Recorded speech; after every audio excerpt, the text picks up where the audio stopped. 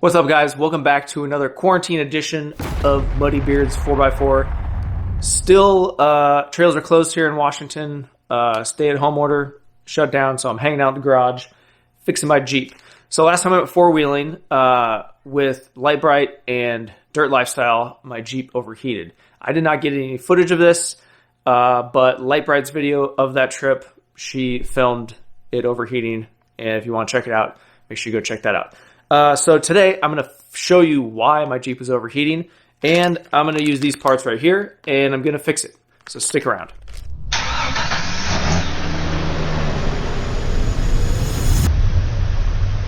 Now, if you guys have been watching my channel for a while, you know that I have an aluminum radiator with an electric cooling fan in here, and I absolutely love it so far. It's been 2 years, and I've had zero problems with either of them, the fan or the radiator.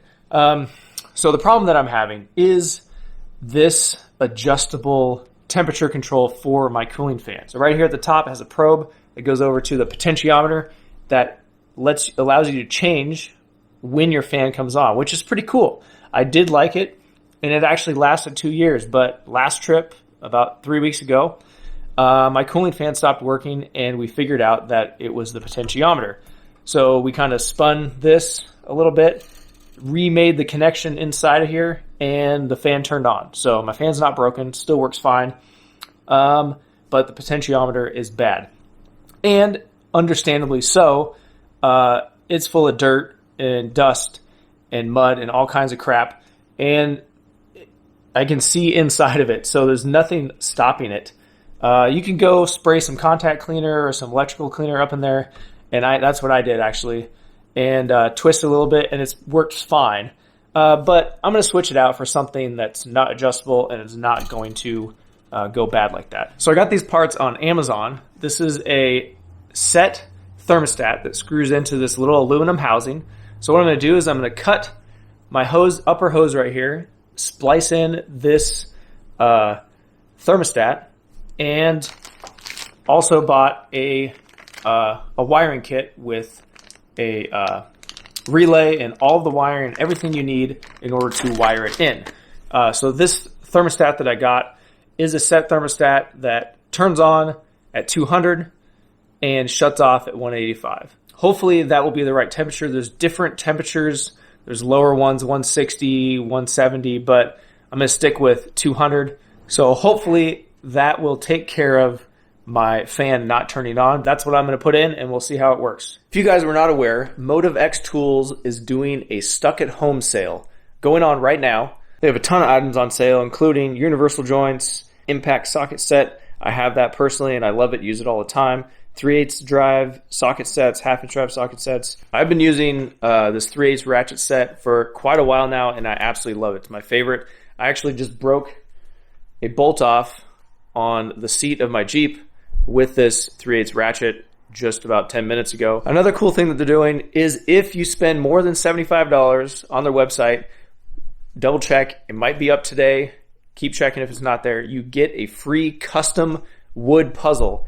They are a handmade puzzle made in the warehouse just a few miles from my house. These things are super cool. I'm actually not going to show you the completed picture because I don't want to spoil it for you guys. And also as a bonus, there is a secret hidden discount code in that puzzle. There's going to be instructions that will come with it, tell you how to claim your discount on your next purchase. So make sure you click the link in the description, head to their website, and make sure you use the code MuddyBeards when you make your purchase. That's going to give you 10% off, even a sale item. Now back to your video.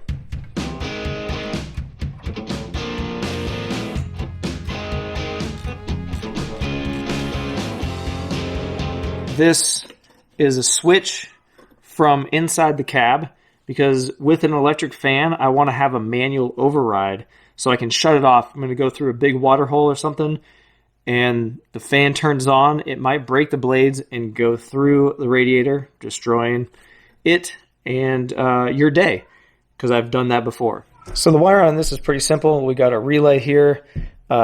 Constant power is this red one right here. It's going to come off the battery, go through the circuit breaker, then out back to this relay. And then this shorter one is going to be the power that's going to go to the fan. And I'm going to have to reuse a couple of pieces from my old harness because this nice connector goes to the fan. So I'll end up splicing this power to this power, and I'll reuse the ground that I already had on the battery, this guy right here, and cut out the stuff that I don't need. And this brown wire is going to go to my switch inside the cab, which will turn that relay on, which will allow the power to go from the battery through the circuit breaker to the fan. And this black one right here is going to go to my thermostat. Boom. So I got to figure out where I'm going to mount my circuit breaker and my relay, and then figure out my wiring link so I can cut it accordingly. This is the thermostat switch that came in the wiring kit. It is considered a 3/8 MPT and is much too large for the pipe joint that I'm using. This is the 1/8 MPT sensor that I bought separately. These ones are kind of expensive, $20 a piece. I bought 2 of them to have extra. It made it a little bit cheaper, and I have a spare. But I just wanted to share that with you, why I had to buy a separate sensor and why that's there in the Amazon shop. And you can't just use this one right here that came in the kit. I was able to find one pipe joint with a thermostat that would fit this, but just the pipe joint itself was $40, and it would put you the cost higher than what it is right now.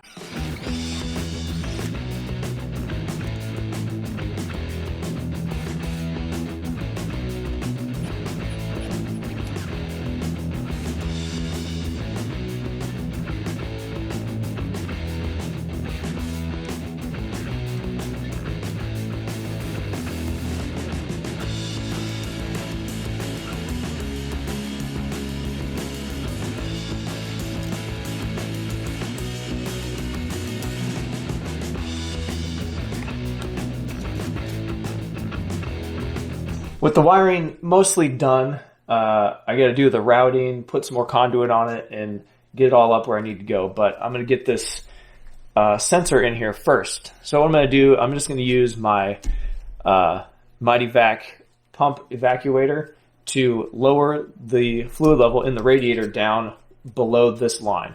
I don't need to empty the whole thing. Just needs to be a little bit lower.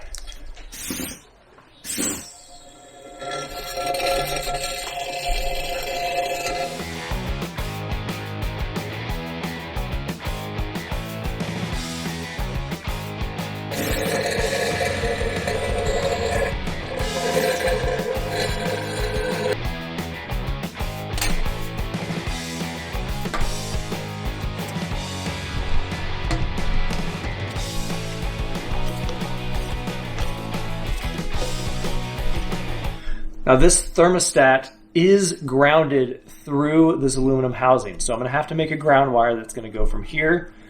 And I'm going to body ground it over here on this front grill piece. But that being said, you cannot run your pipe sealant. See, I have a little bit of pipe sealant. I used the tape instead of the liquid stuff because I can control. I'm only covering half of the area just on the bottom. So this sensor still is coming in contact with this housing, because if you completely cover it with it, it might not ground through this housing right here. So that's my plan. Hopefully it'll work. So I still get a little bit of my pipe sealant on there and a little bit of contact with the sensor and the housing. So it should still ground through the housing. So this is my wire. I haven't routed it yet, but it's going to end up going down through here and right like this.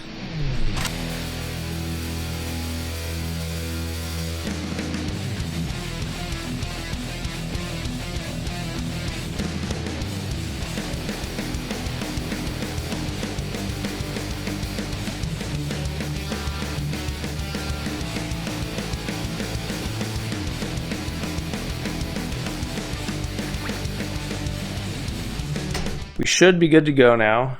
Power off the battery to the circuit breaker to the relay. Like I said before, the brown wire is going to the switch in the cab, which that would be your ignition power, but I also have ignition power to the switch, and I can manually turn it on and off like we talked about before.